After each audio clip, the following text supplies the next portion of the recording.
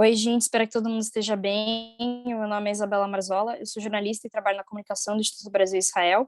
E esse é o Expresso Israel, que traz um resumo das principais notícias de Israel e da região do Oriente Médio, com uma correspondente em Tel Aviv, que é a jornalista Daniela Kresh, que está aqui comigo. E essa semana já fazer um especial Holocausto, em homenagem às vítimas do Holocausto, porque dia 27, quinta-feira, é o Dia Internacional em homenagem às vítimas do Holocausto, que também este ano se completam 77 anos da libertação do campo de concentração de Auschwitz. Então, esse programa os temas vão girar em torno disso. A gente vai começar falando sobre uma ONG, a ONG mais famosa que luta no combate contra o antissemitismo, que é a Anti-Defamation League, e que apontou 5 tendências de antissemitismo em 2022. E a Daniela vai começar falando dessas 5 tendências. Isso aí, obrigada, bom estar aqui novamente com vocês, com você também, Isabela. Essa semana a gente vai fazer uma espécie especial sobre o Holocausto, e eu estava participando hoje mesmo de um painel com representantes da Anti-Defamation League, que é uma ONG internacional baseada nos Estados Unidos, que apontou 5 tendências de antissemitismo em 2022. A primeira é a identificação imediata dos judeus de todo o mundo com Israel.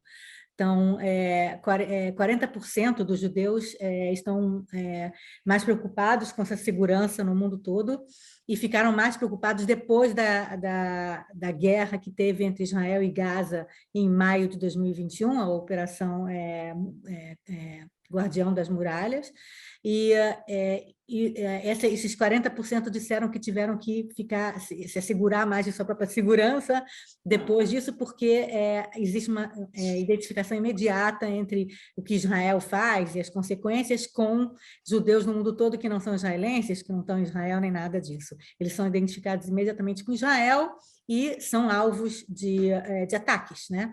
A segunda tendência é um aumento de incidentes antissemitas que começou nas últimas 2 décadas, mas que esse ano, segundo um relatório que foi divulgado na segunda-feira da Agência Judaica e da onde mesmo? Da Agência Judaica Organização Sionista Mundial, dizendo que esse 2021 foi o ano mais antissemita da última década, com 10 incidentes antissemitas relatados por dia durante o ano todo. Isso os relatados, quer dizer, na verdade, provavelmente deve ser muito mais, porque muita gente nem relata os casos, né? A grande tendência é que não só aumente essa situação ser piore na Europa, como piore também nos Estados Unidos, um país que muita gente achava, até pouco tempo atrás, que os judeus estavam seguros, totalmente seguros, mas a gente viu nos últimos 5 anos, desde aquele atentado em Pittsburgh, agora o atentado que aconteceu recentemente em Texas, que os judeus não são tão seguros nos Estados Unidos como acreditavam ser. O representante da Anti-Defamation League que falou nessa palestra que eu fui, disse que ainda não é sinal de que nos Estados Unidos é perigoso para os judeus, não é isso? Ainda é o país, talvez um dos países, ou talvez o país mais seguro para os judeus, mas a situação está piorando. Quer dizer, não é tão seguro quanto se imaginava. A terceira tendência é que os ataques antissemitas vão passar a acontecer cada vez mais em sinagogas e locais de oração, que são locais que não só são atacados, sinagogas, né? Não só sinagogas, mas também de outras religiões, né? Quer dizer, os locais de oração passaram a ser alvos mais comuns em todas as religiões e no caso do judaísmo, obviamente, as sinagogas, né? Quer dizer, a sensação de quem está atacando é que está tocando num lugar mais sensível, né, daquele grupo, né? Quer dizer, então a sinagoga seria um lugar sensível, mais emocional, né? Então a gente viu no Texas agora recentemente o cara que atacou a sinagoga, achando que fez reféns, fez reféns, achando que a sinagoga seria o lugar onde ele deveria fazer um ataque, não um clube ou não uma escola, né? Quer dizer, então tem a ver, inclusive, com a próxima tendência, a quarta tendência, que é a questão do revisionismo do Holocausto, da negação do Holocausto cada vez maior York, e teorias conspiratórias, né, que tem a ver, inclusive, com esse ataque do Texas também. O cara que atacou essa sinagoga no Texas chegou lá achando que o rabino lá daquela sinagoga, no interior do Texas, ele tivesse um telefone vermelho imediato para falar com o presidente americano para soltar uma pessoa. Quer dizer, a ideia de que os judeus são ricos, poderosos, têm influência pelo mundo todo, os judeus influenciam e mandam no mundo todo, né? Quer dizer, é uma teoria conspiratória que vem desde os protocolos dos sábios de Sião, que continua até hoje. Essa ideia que todos os judeus sabem desse estereótipo, dessas teorias conspiratórias de que os judeus que mandam no mundo, né? Os judeus são os capitalistas que mandam no mundo, ou que mandam em Hollywood, que mandam não sei aonde, os judeus mandam também, são os maiores comunistas, os judeus são os maiores comunistas e os maiores capitalistas, eles que mandam no mundo. Isso aí é a teoria conspiratória, né, que, enfim, a gente sente, e aí os ataques, então, se baseiam nelas. E a quinta tendência é o aumento do antissemitismo online, né? Quer dizer, é preciso falar e pressionar as plataformas para tirar do ar conteúdo antissemita muito rapidamente, né? Porque essas plataformas precisam entender que esse aumento do antissemitismo online é alguma coisa que ela vai muito rapidamente, essas teorias conspiratórias vão muito rapidamente de uma pessoa para outra, e você não pode deixar nem algumas horas no ar algum post antissemita, alguma coisa. Então, existe essa quinta tendência, né? Então, para a gente ficar de olho, né, do que vai acontecer em 2022, porque, enfim, segundo aquele relatório da Organização Sionista Mundial, o ano passado, 2021, já foi o ano mais antissemita da década, né? A gente não sabe como é que vai ser 2022. E é interessante que você falou sobre teorias conspiratórias, revisionismo histórico. Saiu no dia 20 deste mês uma entrevista de uma jornalista chamada Lúcia Helena Issa, em um jornal aqui que chama Brasil 247. Ela fez uma telereportagem sobre tráfico de mulheres brasileiras para Israel, sem nenhum embasamento histórico praticamente, e no programa ela proferiu vários ataques antissemitas. O IBIA, inclusive, soltou posicionamento, a CONIB, a Confederação Israelita, né?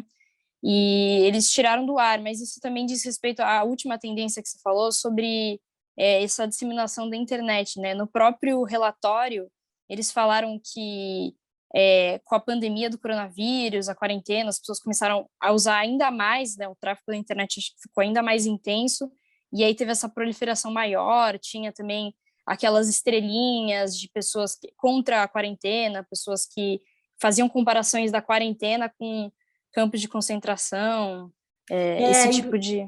Pois é, inclusive, a Anti-Defamation League, né, a ADL, não falou sobre isso, mas no relatório da Organização da agência. Da Agência Judaica, está dito isso claramente, quer dizer, a utilização de símbolos e retórica nazista em manifestações contra a pandemia ou contra a vacina, isso é uma coisa incrível que aconteceu no ano passado, em 2020 também. Quer dizer, a utilização de símbolos nazistas de qualquer lado, né? Se o cara é anti-vacina, usando símbolo, né? Estrela, não sei o quê, ou acusando de nazistas os governos que querem, enfim, fazer alguma coisa. Obrigar a vacinação, obrigar a quarentena. Então, a utilização de todo esse simbolismo, né? De toda essa retórica nazista para alguma coisa que não tem absolutamente nada a ver com o nazismo, né? Não tem nada, é incrível isso precisa ser combatido, né? É um desrespeito e é um absurdo histórico, né? Mas, sim. Enfim. E o próximo assunto, que é sobre a sua entrevista também do presidente do Museu do Holocausto de Israel, Yad Vashem, que é o Dani Dayan, que você vai falar um pouco sobre também as tendências do antissemitismo, só que nos Estados Unidos, porque ele era cônsul. Exatamente. O Dani Dayan, para quem se lembra, ele foi aquele cara que ia ser o embaixador de Israel no Brasil, e a Dilma Rousseff barrou, e teve um problema grande diplomático entre o Brasil e Israel, nos idos de 2014, 2015, né? E logo depois que ele foi barrado de ser embaixador aqui, ele foi indicado como cônsul-geral em Nova York. Eu acho que ele ganhou, né? Saiu ganhando nessa escolha, em vez de ficar em Brasília, foi para Nova York, enfim, é uma brincadeira, e ele passou 4 ou 5 anos em Nova York como cônsul geral em Nova York, que é a maior posição diplomática de Israel, né? É o consulado em Nova York. E ele me contou, a matéria foi publicada na Folha de São Paulo no começo de dezembro, ele acabou de assumir o Museu do Holocausto, o Yad Vashem, e ele contou que ele era muito ingênuo, que quando ele chegou em Nova York em 2016, para ser cônsul geral, ele falou para ele mesmo, não, então eu estou aqui em Nova York, o lugar que tem mais judeus per capita da diáspora, certamente nada relacionado a antissemitismo vai ser parte da minha pauta, entendeu? Certamente eu vou ter que lidar com 1000 outras coisas, mas não com antissemitismo. E ele falou, eu fui muito ingênuo, eu nunca podia imaginar que 13 judeus iam ser assassinados nos 5 anos que eu tive como cônsul geral, que eu tive que ir para lugares onde estavam acontecendo ataques terroristas, né? Foram 11 em Pittsburgh, mais 2, tudo isso pela pessoa, né? Só pelo fato de que a pessoa era judia, né? E ele disse que ele, como presidente do Yad Vashem, hoje em dia, ele diz para todos os líderes mundiais que chegam no Yad Vashem que o antissemitismo tem que ser confrontado imediatamente. Não se pode naturalizar o antissemitismo em nenhum país. Então, se acontece algum caso de antissemita num país, esse líder precisa imediatamente negar isso, confrontar, falar contra, publicamente, fazer alguma coisa publicamente contra, porque se você não fizer, você acaba naturalizando o antissemitismo e mais casos vão acontecendo um atrás do outro. E você, quando você viu, alguns meses depois, você está com uma epidemia de antissemitismo no país, né? E até perguntei sobre o Brasil, ele disse que eles não sabem muito sobre o Brasil, eu perguntei sobre, enfim, todas as questões antissemitas, né, relacionadas ao antissemitismo que envolvem o governo Jair Bolsonaro, ele disse que ele não tinha muita ideia, que ele acabou de assumir o Yad Vashem, mas, em geral, ele acha que o líder de governo, né, um governo que não faz imediatamente nada contra um caso de antissemitismo, vai acabar sofrendo com mais casos, e não só de antissemitismo, porque a gente sabe que o antissemitismo é sintoma de uma coisa maior, né? Depois do antissemitismo vai ter mais racismo, vai ter mais preconceito, vai ter mais... Isso vai para vários grupos minoritários, não para só em antissemitismo, né? Então, é isso que ele diz para os líderes mundiais que vêm visitar o Yad Vashem. E você falou de que nos Estados Unidos ele sentiu esse aumento, aqui no Brasil também, fora esse relatório que era internacional, saiu uma matéria especial sobre isso na Globo, no Fantástico, num domingo aqui de janeiro, e falando justamente sobre o aumento dos casos. A Polícia Federal registrou também, triplicou o aumento nos últimos 10 anos, e falava de casos de um professor de história que tinha artefatos nazistas. É uma coisa, assim, que você não imagina que hoje em dia ainda existam pessoas que pensem assim.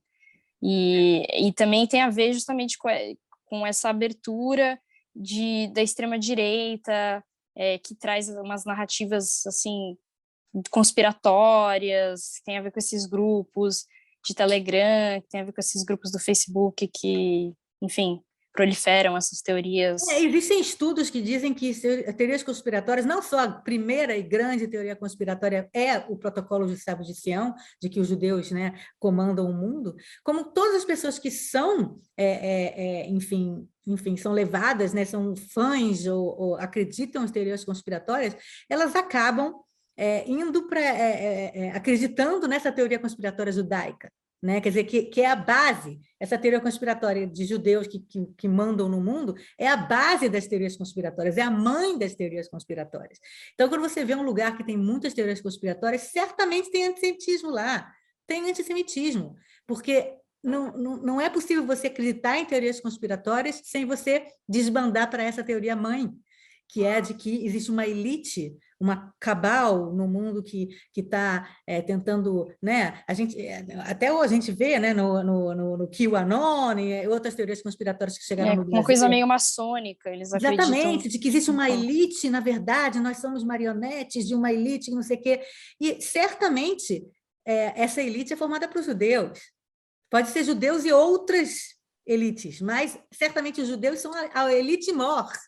né, são as pessoas que estão, né, o grupo que está comandando o mundo, como eu falei, são os capitalistas ou são os comunistas, mas eles são a elite, né? Quer dizer, que é uma teoria conspiratória absurda, mas, enfim, quanto mais absurda a teoria conspiratória, Mas ela repercute, mais ela parece. Sim. repercute, mais, né, e mais seguidores ela tem, é uma coisa incrível, vai ao contrário de toda razão, né?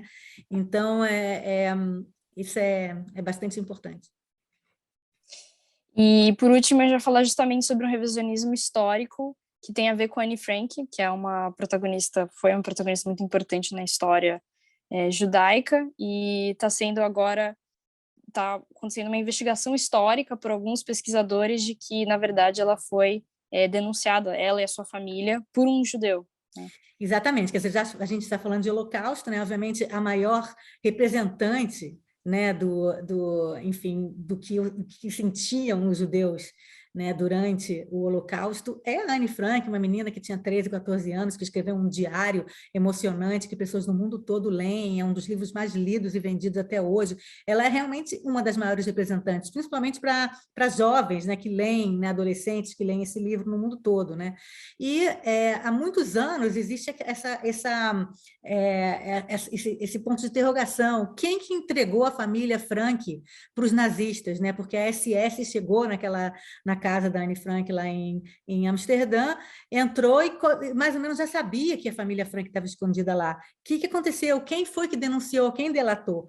E existem muitas teorias durante esse tempo todo. Algumas teorias dizem que até que o pai da Anne Frank, né, que é o Otto Frank, que foi quem publicou o livro dela, né, o diário dela, ele sabia e não quis dizer, que ele soube, que não sei o quê. E muitas teorias sobre quem foi que delatou, né? Tem gente que diz, inclusive, que ninguém delatou, que na verdade foi um azar, que a SS bateu lá. Tem gente que diz que na verdade foi algum vizinho que ouviu eles de noite, né? Porque eles não podiam se mexer durante o dia para não chamar atenção, mas de noite, de repente, eles podem ter feito algum barulho, algum vizinho viu. Enfim, tem muitas teorias. E agora, recentemente, foi lançado um livro sobre, eu acho que é a teoria, como é que é? Anne Frank, Cold Case, uma coisa assim, de um pesquisador americano que se uniu com um pesquisador holandês, e eles vão lançar, ou já lançaram esse livro, que foi agora tema também de uma matéria do 60 Minutes, né, que é o Fantástico americano, e nesse livro, eles dão um nome da pessoa, eles dizem que quem foi um cara chamado Arnold van den Berg, que era um judeu holandês, que morava em Amsterdã, e que ele era parte do Conselho Judaico holandês, apontado pelos nazistas, né? Quer dizer, na verdade, ele era parte de uma liderança judaica que os nazistas apontaram lá, que seria, né, sei lá, a liderança da comunidade judaica. E em troca de fazer parte desse conselho, esses judeus desse conselho recebiam algum tipo de talvez não fossem mandados para um campo de concentração, uma coisa assim, tanto que o próprio Arnold van den Berg sobreviveu ao Holocausto, né? Ele sobreviveu, ele morreu em 1950, né? Então, segundo esse livro, ele justamente depois que começaram as deportações em massa, em 1944, enfim, a Anne Frank entrou no fim dessas deportações, e que ele, justamente para comprar a sua passagem pela liberdade, né, o fato de ele não ser deportado para Auschwitz, ele foi pressionado pelos nazistas para dar nomes de pessoas que estavam escondidas em Amsterdã, e ele teria então dado o nome, dado o endereço, né, que a família Frank estava escondida. Não se sabe, esse livro diz que eles não sabem se esse Arnold van den Berg, sabia que era a família Frank que estava escondida lá, mas ele sabia que existia um grupo de judeus escondidos nesse endereço. Agora, isso está causando assim, um terremoto entre grupos judaicos no mundo todo, na Holanda, obviamente, mas também no resto do mundo, porque muita gente diz, primeiro, não há nenhuma prova disso, nenhuma prova de que isso aconteceu. Isso aí você pegar um caso de 70 anos atrás e chegar a essa conclusão baseada em quê? Não há, quer dizer, é claro que eles no livro dizem que sim, tem provas, mas não há nada comprovatório. E segundo, você dizer que um próprio judeu delatou a família da Anne Frank, você transforma os judeus de vítimas e também agora são algozes. Quer dizer, o judeu, a Anne Frank e a família deles morreram nos nazistas, mas a culpa é dos próprios judeus que eles morreram, porque foi um judeu que delatou a Anne Frank. Se não fosse, né, esse judeu que delatou a Anne Frank, então não teriam morrido. Quer dizer, não só, você transforma a imagem dos judeus no mundo todo, né, simbolicamente, em delatores e pessoas que não são fiéis à sua própria, ao seu próprio grupo, né, que trocaram a vida de pessoas inocentes como a Anne Frank e seus parentes por, enfim, para eles se libertarem, para se salvar. Para se salvar. Quer dizer, você aponta aí uma culpabilidade que transforma os judeus de vítimas em algozes. Nesse que é um livro que é um dos principais livros que mostram o sofrimento de uma família judaica durante o Holocausto, que inclusive, quase toda a família morreu num campo de concentração. Quer dizer, e muita gente se pergunta por quê? Por que fazer um livro desse? Por que levantar essa questão? Por que apontar isso agora? Né? Quer dizer, qual é o que você ganha com isso? Né? Você aponta, você levanta aí uma suspeita que a única coisa que faz é, enfim, transformar os judeus novamente em algozes, em uma traidores. Ruim, traidores do seu próprio grupo. Né? Quer dizer, e não vai ajudar ninguém. Ajudou quem? O que você resolveu com essa questão? Né? Inclusive, a própria família do Arnold Vandenberg está, enfim... repudiando, com certeza. Então, assim, né? Que não sei se eles vão entrar com algum tipo de ação na justiça e tudo. Mas, enfim, novamente é um assunto que 70 anos depois, 77 anos depois, ainda continua a mexer com os corações das pessoas. E, gente, este foi o Expresso Israel desta semana, justamente um especial em homenagem às vítimas do Holocausto, porque hoje, quando vai estar saindo o Expresso, é o Dia Internacional em Memória às Vítimas, e também o dia que há 77 anos atrás as pessoas foram libertas do campo de Auschwitz, as que estavam lá ainda. E quem quer assistir o Expresso pode assistir pelo canal do YouTube do Instituto Brasil Israel ou pelo Instagram, a gente deixa no IGTV. Aproveitem, curtam o Instituto Brasil Israel no Facebook, a página se chama Instituto Brasil Israel, e no Twitter é @ib_br, para ler o texto da Daniela, que vai estar no site do Instituto Brasil Israel. A gente vai deixar o link na bio do Instagram e também vai colocar na newsletter do IB, e aí para isso vocês precisariam assinar a newsletter, e todos esses links vão estar na bio do Instagram. E é isso, gente. Até semana que vem. Até semana que vem.